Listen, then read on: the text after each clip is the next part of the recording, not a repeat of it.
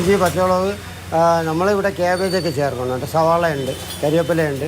ഇതെല്ലാം നമ്മളിവിടുത്തെ ചേരുവ. പിന്നെ അതിൻ്റെ കൂടെ കുരുമുളക് ചെറിയ പൊടിച്ചിടും. അതാണ് ഉഴുന്നുവടയുടെ ചേരുവ.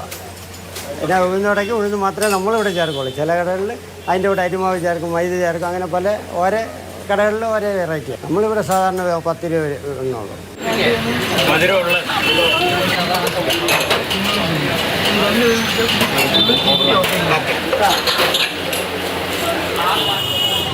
ഞാൻ പറഞ്ഞ കാര്യം തിരക്കിയായിരുന്നു. ഉഴുന്നുവടയുടെ കാര്യമല്ലേ? ഇതാ ഇവിടെ 10 രൂപയുള്ളൂ.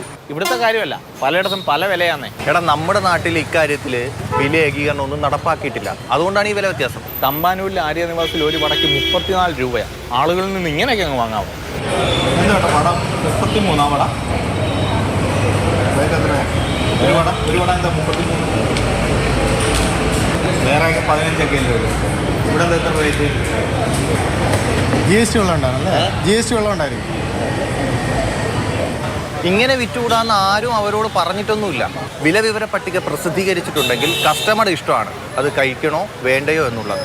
പിന്നെ നമ്മുടെ തമ്പാനൂർ തന്നെ ഹോട്ടൽ ആര്യാസിൽ ഒരാൾ കയറി ചായയും വടയും കഴിച്ചതിന് ശേഷം ഇതുപോലൊരു പ്രശ്നം എൻ്റെ അടുത്തൊന്ന് പറഞ്ഞതാ. ഒരു വട 18 രൂപ. 18ആണ്. സാധാരണ പുറത്തൊക്കെ 10ഉം 12ഉം ഒക്കെ ഇല്ലൂ. 10ഉം 12ഉം ഒക്കെ ഇല്ലൂ. വേറെ കടകളിലൊക്കെ എല്ലാ കടയിലും 20 രൂപയാണ്. വട ഇപ്പോൾ കഴിച്ചിട്ട് തോന്നുന്നു. ക്യാൻറ്റീനിൽ പോയാൽ അവിടെ 20 രൂപ. നല്ല റേറ്റ് കൂടി കടയ്ക്കൊക്കെ. എണ്ണ വില കൂടിയപ്പോൾ GST വെള്ളമുണ്ടായിരിക്കും. GST 1 രൂപയേ ഉള്ളൂ. ഞാൻ ഇന്നാളെ ഒരു ദിവസം കോഫി ഹൗസിൽ കയറി. അവിടെ ഒരു വടക്ക് 13 രൂപയാണ്. എടാ, നമ്മുടെ നാട്ടിൽ ഓരോ ഹോട്ടലിനും ഓരോ നിലവാരമാണ്. അവർ ഏർപ്പെടുത്തിയിരിക്കുന്ന സൗകര്യങ്ങൾക്കനുസരിച്ച് വില ഈടാക്കുകയും ചെയ്യും. അതായത് ഹോട്ടലുകളുടെ നിലവാരത്തിനനുസരിച്ച് വിലയിൽ ഏകീകരണം കൊണ്ടുവരികയാണെങ്കിൽ ഈ പരാതികളൊക്കെ ഒഴിവാക്കാം. സ്റ്റെഫിനും ബിജു VS-നൊപ്പം കെ. സരീകൃഷ്ണ, മാതൃഭൂമി ന്യൂസ്, തിരുവനന്തപുരം.